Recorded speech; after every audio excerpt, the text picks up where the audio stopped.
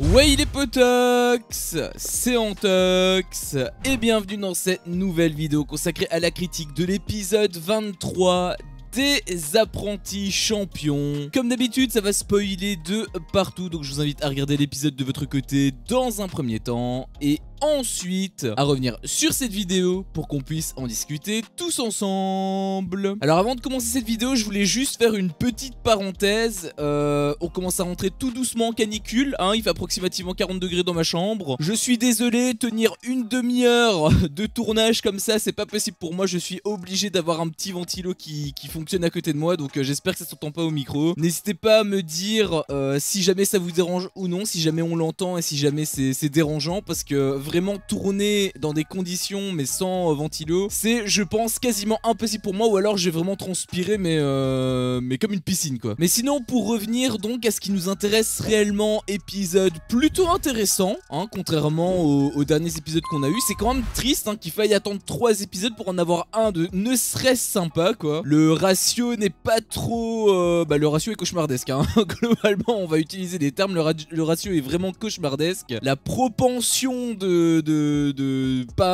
d'histoire d'amour comparé à tout ce qui concerne la compétition. Après quand je parle de compétition, c'est pas uniquement les épreuves hein, ça peut être simplement des stratégies aussi mises en place, des entraînements, des échauffements, bref des trucs qui sont utiles en fait. Mais bref, on va pas se plaindre pour une fois qu'on a un truc sympa. Donc on a eu pas mal d'infos, déjà des infos qui sont assez tristes, c'est des départs. D'une part il y a Bastos, donc le cliffhanger qu'ils ont mis hier, au final il s'avère être payant, malheureusement pour les jaunes, mais au moins c'est en rapport avec Bastos, donc d'un point de vue montage ça va, je me sens pas berné. Par contre c'est quand même un gros coup dur pour les jaunes, puisque Bastos c'est l'un des meilleurs éléments, si ce n'est le deuxième meilleur élément, puisque pour moi le meilleur ça reste quand même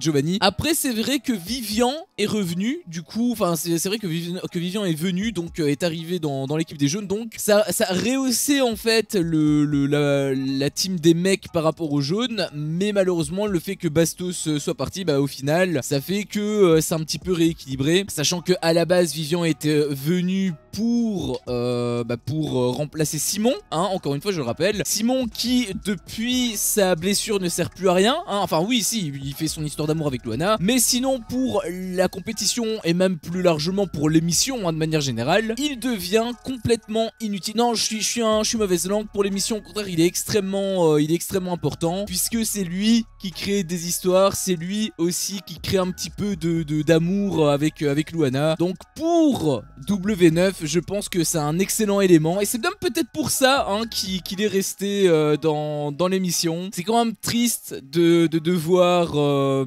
prioriser le côté amour, le côté clash, quand tu as une compétition avec, encore une fois je le rappelle, une association qui est en jeu. Donc c'est vraiment absolument honteux je trouve de la part de W9. Mais bref, c'est leur direction artistique, on va pas en débattre encore une fois pendant 500 ans. Donc Bastos il se casse hein. Il a même pas dit au revoir, on l'a même pas vu prendre ses bagages ou quoi. Non, c'est vraiment il est parti comme une flèche, on sait pas ce qui se passe en fait, on sait pas ce qu'il est devenu. En plus derrière tu as Lisa Marie qui en faisait un petit peu toute une histoire. Alors déjà elle était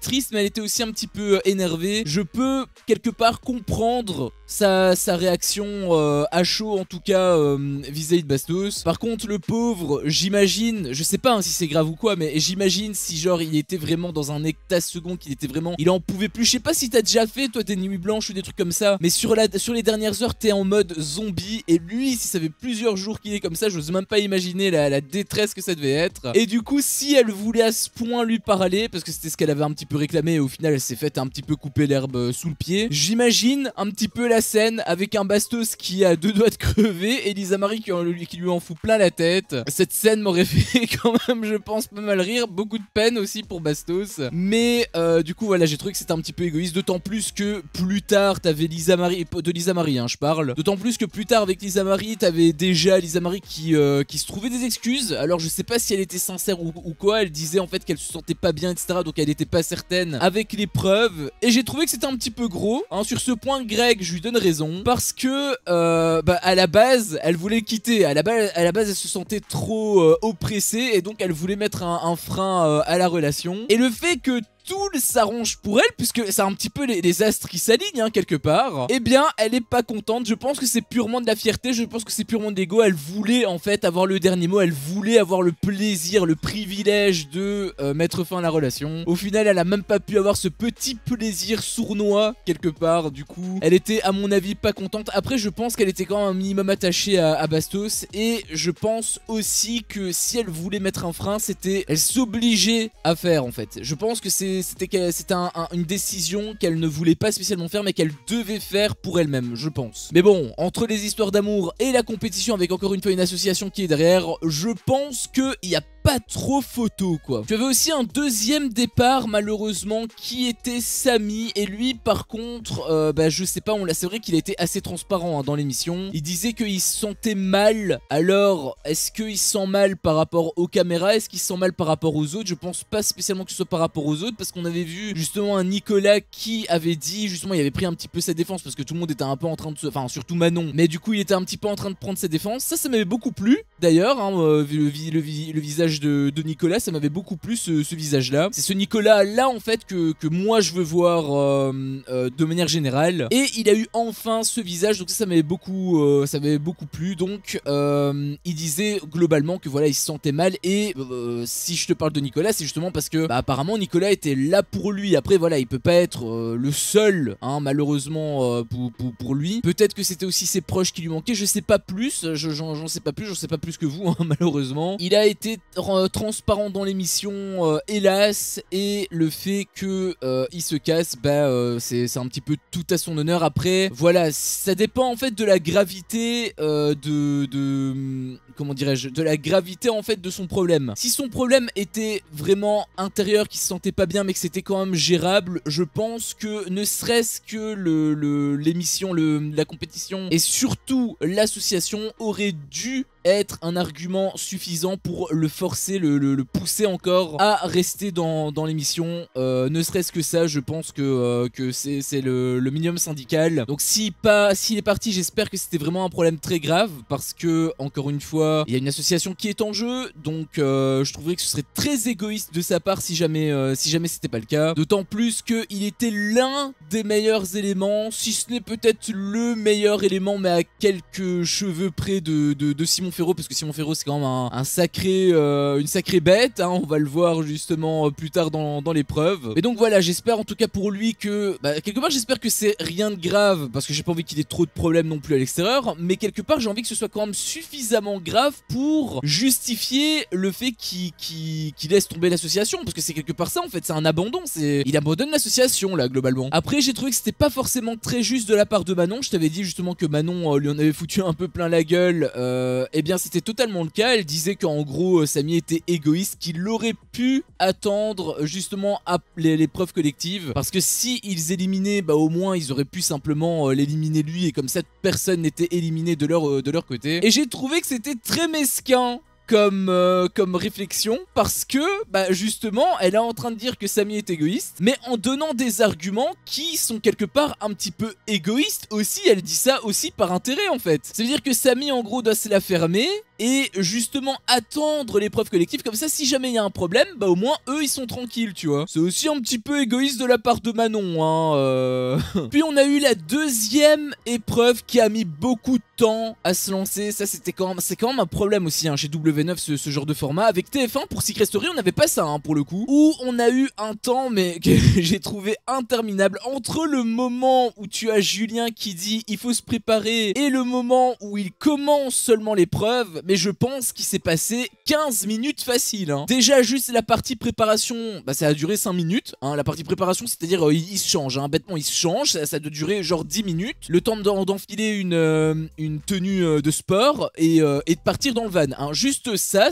a duré 5 minutes à l'écran. Je sais pas si tu te rends compte à quel point c'est long. Après t'avais pas mal de personnes qui parlaient, qui faisaient part de leurs doutes et tout, ok, mais on le sait, et là pour le coup on s'en fout, on veut juste l'épreuve là. T'avais aussi les nouvelles qui ont été annoncées donc à Muriel et à PAB. Bon, Muriel est un peu fidèle à elle-même, elle a pas trop bronché, elle était un petit peu déçue mais elle s'est pas énervée, alors que justement du côté des rouges, PAB a commencé à taper du poing sur la table, et ça m'a fait plaisir. Ça c'est justement le comportement d'un coach, la réaction même d'un entraîneur. Donc ça m'a fait plaisir parce qu'il faut quand même leur rentrer dedans. À un moment donné, il faut leur montrer que oh, il a une association derrière. Hein, donc voilà, ça c'est le visage que je voulais voir. Merci PAB. Il y a aussi Paga qui a fait sa fameuse interview de pré-épreuve. Hein, on va dire, bon comme d'habitude c'était inutile. Hein, il donnait des banalités. Il répétait un petit peu ce qu'on avait vu hein, dans les épisodes précédents, ce qui est justement quelque part un petit peu sournois aussi de la part de la prod, parce que dans leur volonté de faire exactement comme dans les JO, eh bien le problème c'est que ça fait un effet inverse, parce que déjà que la plupart de l'épisode dure, enfin pas d'épisode mais de l'émission je veux dire de manière globale, est centré autour des histoires d'amour, des problèmes etc, bah le fait que t'es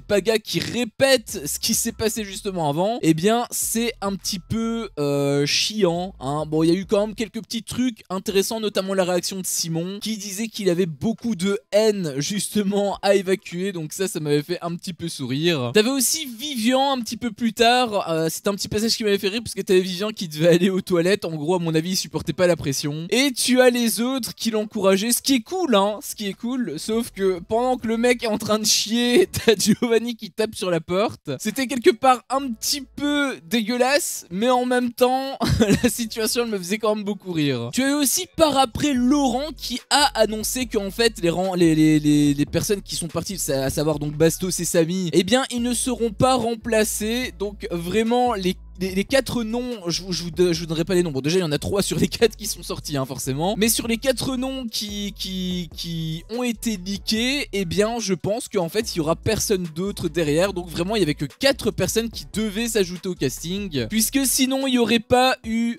cette réaction hein, de la part de Laurent. Il y aurait directement eu des remplaçants. Et à la base c'est ça hein, c'est la première fois je pense, en tout cas c'est très rare, pour moi c'est jamais arrivé depuis que je regarde une émission de télé-réalité que justement t'as des personnes qui abandonnent hein, et qui ne sont pas remplacées. Ça c'est quand même une première hein, je trouve. Rien que pour te dire les espoirs que W9 avait sur cette émission, mais c'est quand même absolument magnifique hein, Puis ensuite il a encore une fois répété les règles. Alors ça c'est quand même pas mal éternisé hein, on va pas se mentir, bah, c'est un petit peu comme d'habitude hein. Mais là il y a eu quand même une petite spécificité qui a été dévoilée. Je sais plus si elle a été dite en fait dès le départ, je pense pas hein. N'hésitez pas à me corriger dans les commentaires, mais il me semble que ça n'a pas été précisé. Mais du coup en fait c'est bel et bien la distance cumulée. C'était une question que moi je me posais. C'est bien beau de faire concourir les filles et les mecs, mais du coup comment est-ce que ça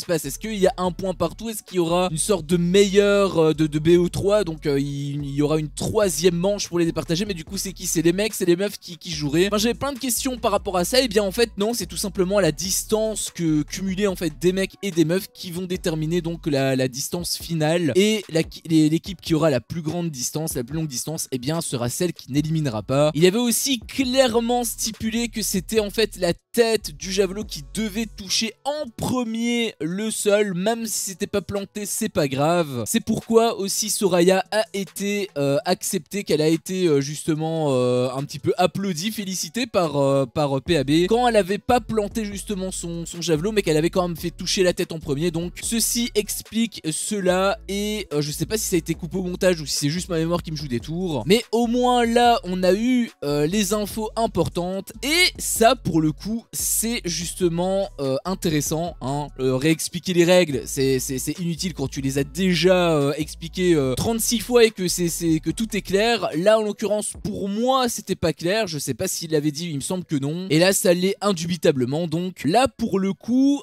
à moitié coup de gueule, c'était quand même chiant parce que c'était tiré en longueur, mais on a eu des infos qui étaient quand même plutôt pertinente. Aussi, je sais pas s'il y a eu une petite coupure dans le montage, mais il y avait Océane qui avait dit quelque chose en interview qui m'avait fait un petit peu rire parce qu'elle s'était contredite elle-même. Alors, il se peut que ça a été coupé, hein. Il se peut qu'il y ait eu quelque chose entre les deux qui fait que ça aurait expliqué la suite, mais l'enchaînement hein, au montage, ça fait un effet très bizarre, ça fait un effet très contradictoire en fait, puisque tu as Océane donc qui avait dit Vivian a du mal à faire planter le javelot, donc tout devrait bien se passer. Enfin Enfin bref, place à l'épreuve, épreuve qui a été très intéressante, un petit peu intense, même si vu le gabarit qu'on a eu avec Vivian, bah forcément c'est un petit peu le problème que moi je pointais du doigt, c'est que bah du coup en termes de tension, bah il est ultra compète, hein, je dis pas, mais comme il fait très souvent le con, bah du coup ça atténue un petit peu cet effet de suspense, donc c'était un petit peu dommage, j'ai trouvé. Enfin on va peut-être faire d'abord les choses dans l'ordre.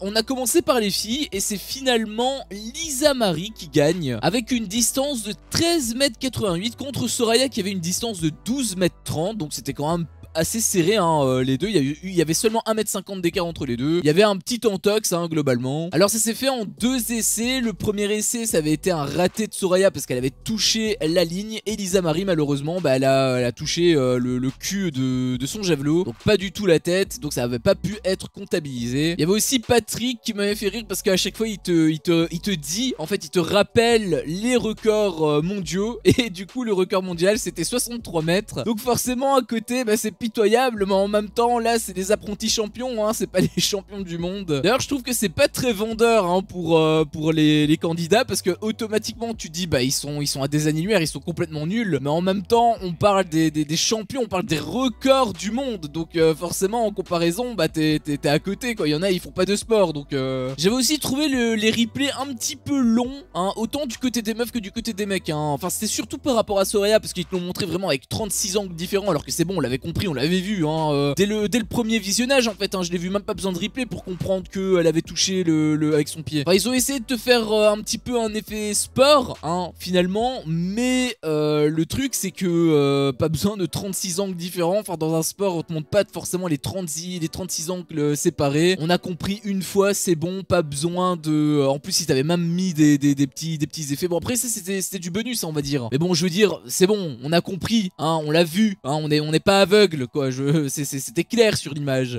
Puis on est passé aux garçons, et avant t'avais forcément l'interview de Paga qui était pas spécialement très intéressante. Elle était divertissante, hein, elle était un petit peu drôle, et justement il y avait un passage qui m'a fait un peu rire, puisque en fait il avait dit à Simon, en parlant donc qu'il avait des gros bras, il avait dit des bras de paysan, sauf que paysan bah c'est un petit peu péjoratif quoi, donc il avait Simon qui est féro, hein, je parle bien sûr, qu'il avait repris, qui avait dit de bûcheron à la limite, de tout ce que tu veux, mais pas de paysan, parce que c'est vrai que ça fait un peu bizarre. Ils avaient aussi rigolé tous les deux, ça m'avait fait plutôt rire en fait. Et puis on est passé aux garçons, et comme tu devais t'y attendre, gros cliffhanger, hein, on ne sait pas qui est le vainqueur de cette épreuve, hein. Est-ce que c'est Simon Féraud ou est-ce que c'est Vivian? Alors on sait déjà quel est le score final de Simon Féraud. Le score final de Simon Féraud, donc c'est 33,87 m. Il avait fait 30,19 m à son premier essai, donc il avait quand même réussi ses 2 essais. Et en plus il a fait planter le javelot, hein, quand même. Au-delà de d'abord faire toucher la tête, il avait carrément fait planter le javelot dans le sol, donc ça c'était quand même extrêmement impressionnant, j'ai trouvé, de la part de Simon. Alors bien évidemment c'est que dalle, hein, parce que comme d'habitude t'as Patrick qui te donne le record mondial, et le record mondial bah, c'est 98,48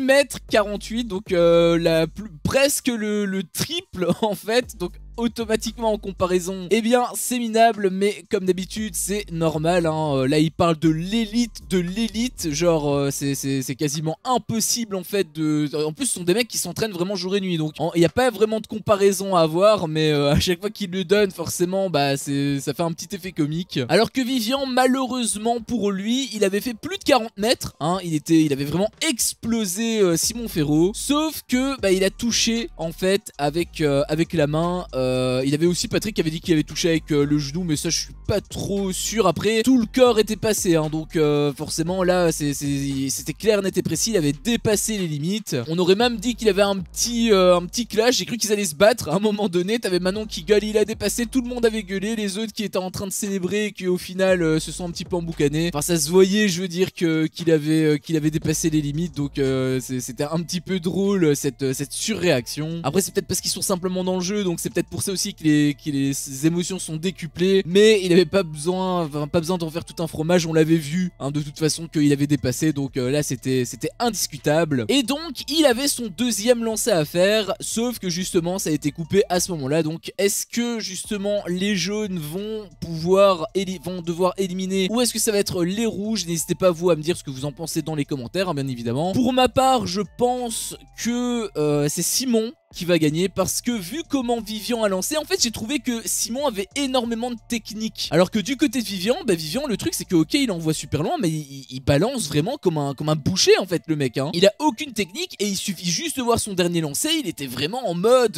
il partait vraiment un petit peu en couille. Je sais pas si justement son javelot va retomber, j'espère quelque part pour lui, hein. Après il faut qu'il dépasse la limite, mais je sais pas trop comment ça va se passer pour lui, mais quoi qu'il en soit, juste par rapport aux premières images qu'on a eues sur le lancer, sur le début du lancer, je suis pas sûr qu'il valide malheureusement, et du coup s'il valide pas, bah, c'est d'office, c'est sûr à 100% que les rouges vont gagner et du coup ça va être les jaunes qui vont devoir éliminer. Alors je voudrais terminer cette review par deux petits points. Le premier c'était Patrick qui m'avait fait peur parce que à un moment donné je sais pas trop pourquoi il a dit ça, mais après le premier essai en fait des filles, il avait dit non c'est par rapport à Soraya, il avait dit ah c'est dommage, il faudra attendre, elle devrait attendre demain alors qu'elle aurait pu assurer. Je sais pas pourquoi il a dit demain en fait, pourquoi il a parlé de demain, est-ce que c'est demain pour lui, est-ce que du coup ça se fait vraiment décalé ou est-ce que il est vraiment en direct et du coup c'était censé se faire demain, parce que si c'était vraiment un essai par jour alors là je peux t'assurer que j'aurais arrêté de regarder hein. Parce que là ça aurait été vraiment le plus gros foutage de gueule de l'histoire de l'humanité je pense. Heureusement ça s'est pas passé comme ça, mais du coup pourquoi est-ce que Patrick a dit ça, bah ça je sais pas du tout. Et second point que je voulais un petit peu mettre à l'honneur, et c'est dommage d'ailleurs justement, c'est pour ça aussi que quelque part je suis un petit peu énervé sur les candidats, parce que au-delà de l'association qui est en jeu, il y a aussi tout simplement le principe, les valeurs du sport. Là on parle pas d'épreuves lambda, on parle pas de cross où tu peux mettre un petit peu tous les jeux que tu veux, on parle pas de Secret Story où pareil ce sont des jeux mais qui sont pas des jeux officialisés, ce sont des jeux de télé-réalité. Là on parle des JO, on parle d'épreuves sportives officielles. Et le problème en fait avec ça, c'est que tu as certaines valeurs qui sont inculquées même par rapport aux jeunes en fait, c'est surtout par rapport aux jeunes en fait qu'on inculque ces valeurs là. Et j'imagine qu'il y a aussi pas mal de jeunes qui regardent cette émission, et le fait que tu aies justement des gens qui se charrient, c'était notamment le cas donc de Simon Ferro. Il avait donc répondu hein, à Vivian, parce que Vivian l'avait un petit peu taquiné justement quand Paga était en train de l'interviewer. Du coup c'était un petit peu l'arroseur arrosé, mais quoi qu'il en soit, ce sont pas les valeurs du sport, et c'était ça justement que Patrick pointait du doigt. Il avait dit justement le sport c'est pas ça, et ça m'a fait extrêmement plaisir que Patrick ait dit ça, parce que c'est vrai aussi qu'on le souligne jamais. Dans le cross ça marche ce genre d'ambiance, parce que bon déjà il n'y a pas d'association qui est en jeu, mais aussi il y a justement des épreuves qui sont pas des épreuves sportives. Enfin ce sont des épreuves sportives mais ce sont pas des sports officiels hein, ce sont pas des sports qui sont répertoriés par exemple où tu peux voir au JO. Donc le fait qu'ils se taquinent c'est moins dérangeant. En revanche là justement il y a des valeurs sportives, tout ce qui est humilité etc. Alors bien évidemment les sportifs de base ils respectent pas toujours cette règle hein, mais justement c'est quelque chose que moi je pointe du doigt à chaque fois. Et le fait que bah là il y a justement cette